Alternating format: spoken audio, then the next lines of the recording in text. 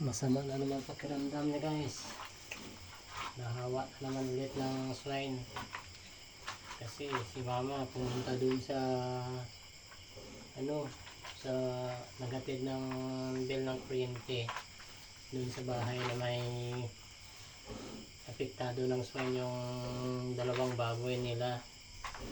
Tapos may pa siya, nakipagkwentuhan pa dun guys. Hindi pa naligo pagdating. Ito kanina na hinatid ng hapon.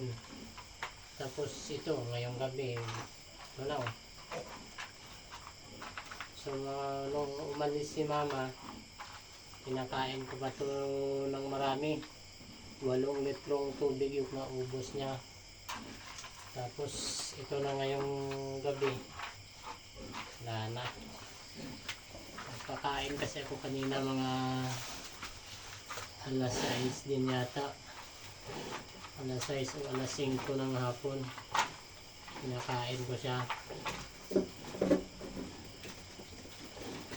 So pagdating ni mama, siyempre magkasama kami sa bahay. Hindi ko alam na pumunta pala doon. Tapos nagsabi sa akin na yung baboy daw doon binenta na yung isa natira. Sa Merkulis pa yung isa, yung medyo malakas, yung isang mahina na nabenta na kanina. Tapos nakipagkwentuhan pa dun sa may-ari ng baboy. Ay ako, o ayan, nahawa ulit. 3 araw na sana, o 2 o 3 araw na sana malakas siya, naka-recover. Ay nako, pinagbabawalan kong gumala-gala. Yun, hindi nakinig, nagatid ng bill ng kuryente. Hindi kapag-chismisan pa doon pa sa may baboy na pa, nahawa pa ng swine yung baboy doon. Sabi niya nagkwentuhan lang daw. Yun nga yung laway pag nagdura na apakan daw, sabi posibleng kakapit doon, kaya bakterya kahit pati sa hangin.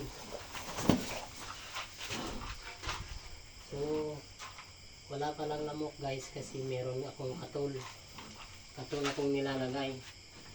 So itong katol, pag walang katol guys, sobrang dami ng lamok. Bali effective to na katol. Wawang yung brand nito.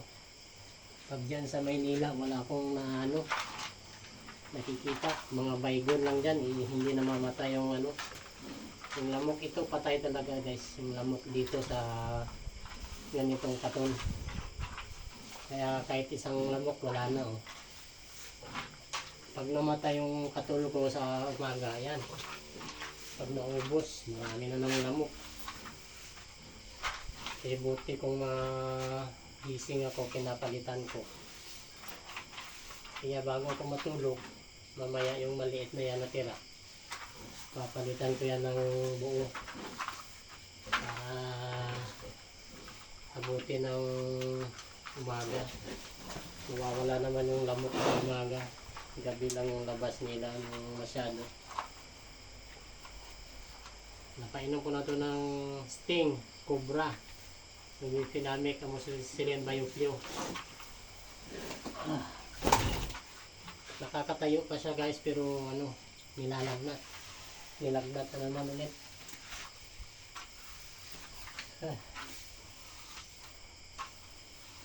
29 ngayon, September 29, September 26 gumaling na siya. Ito bumalik na naman dahil yung mama ko gumala dun sa may bahay na may kontaminado naman ang swine yung baboy, may tama. Ayan, mabait na naman siya, hindi na masyado gumagalaw-galaw.